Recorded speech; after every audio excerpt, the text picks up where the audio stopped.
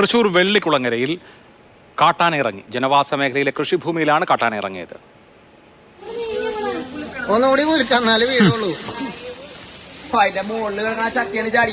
വലിയ കൊലകള് കണ്ട കൊമ്പ് ഇങ്ങനെ ഇടവയ്ക്കും.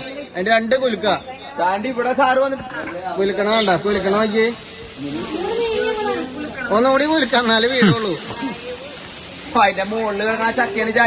വലിയ കൊലകള് കണ്ട കൊമ്പ് ഇങ്ങനെ ഇടവയ്ക്കും.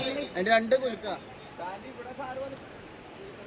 ശ്യാമപ്രസാദ് ഉത്തമനാണ് വിവരങ്ങളെ ഉള്ളത്. ശ്യാം, ആന ചക്ക പറിക്കുകയായിരുന്നോ?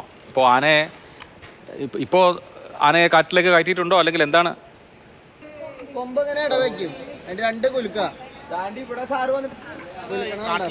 ആന നാട്ടിലേക്ക് ഇറങ്ങി. അത് ഇപ്പോൾ ഒരു വലിയൊരു പ്ലാവാണ്, നമുക്ക് ആ ദൃശ്യങ്ങൾ കാണാം. ആ വലിയ പ്ലാവിൻ്റെ ഉയരത്തിൽ നിൽക്കുന്ന ആ ചക്കയാണ് അത് പറിക്കുന്നത്. സ്വാഭാവികമായിട്ടും ഈ കാട്ടിൽ തീറ്റയും വെള്ളമൊന്നും ഇല്ലാതെ വരുമ്പോഴാണ് ഈ ആനകൾ ദൂരങ്ങളോളം സഞ്ചരിക്കുന്നത്. അങ്ങനെയാണ് ഈ നാട്ടിൻ പുറത്തേക്ക് ഇറങ്ങിയത്. കൊടകര വെള്ളിക്കുളങ്ങരയിലാണ് ഈ സംഭവം.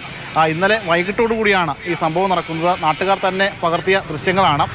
വനംവകുപ്പിനെയും മറ്റുമൊക്കെ അറിയിച്ച് ആനയെ ഇപ്പോൾ കാട് കയറ്റിയിട്ടുണ്ട്. പക്ഷേ നിൽക്കുന്ന ആശങ്കയെന്ന് പറയുന്നത് സ്വാഭാവികമായിട്ടും ഇവിടെ എത്തി ഈ പ്ലാവിൽ നിന്ന് ചക്കയും മറ്റുമൊക്കെ പറിച്ചതിനാൽ വീണ്ടും ഇങ്ങോട്ടേക്ക് എത്താനുള്ള സാധ്യതയുണ്ട്. കാരണം ചക്കയുടെ രുചി തേടി വീണ്ടും കൊമ്പൻ എത്തുമെന്ന ഒരു ആശങ്ക നാട്ടുകാർക്കും മറ്റുമൊക്കെ ഉണ്ട്.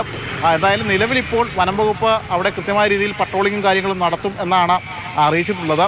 ഈ കാട്ടാനകൾ ഈ ചൂട് കൂടുന്ന സമയമായതിനാൽ ഇത്തരം പ്രദേശങ്ങളിലേക്ക്, കാടിനോട് ചേർന്നുള്ള ഈ നാടിൻ പ്രദേശങ്ങളിലേക്ക് ഇറങ്ങാനുള്ള സാധ്യത കൂടുതലാണെന്നാണ് വനംവകുപ്പും പറയുന്നത്.